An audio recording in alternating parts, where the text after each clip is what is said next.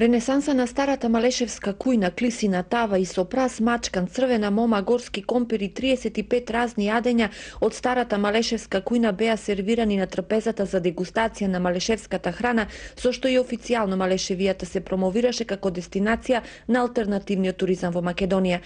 Куварот Борче ги пронеде рецептите од баба и прабаба и им ги понуди на гостите, не откривајќи ги тајните за уникатниот вкус на јадењата.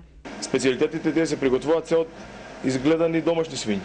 Тоа е најбитно за храната и затоа повкусна е од другите кујни.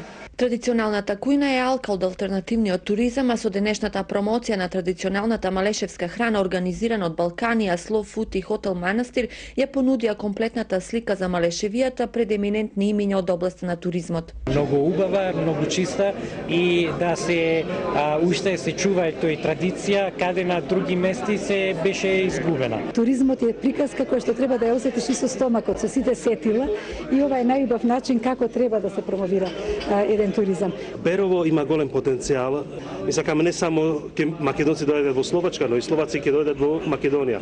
Ќе користиме овие возможности после визна либерализација. 2010 година од Обединетите нации е посветена на туристичкиот концепт за рурален туризам. Овој вид на туризам е актуелен 12 месеци во годината и е адут на Македонија за привлекување на странски туристи. Токму вакви манифестации, етногастрономски вредности, материјалната, духовната култура, верскиот туризам, природни убавини, екотуризам, селски туризам, сето тоа го има во Берово. Само треба вистински луѓе, поштувајќи од централната власт со своји постапки, од локалната самоуправа со решавање на инфраструктурните објекти.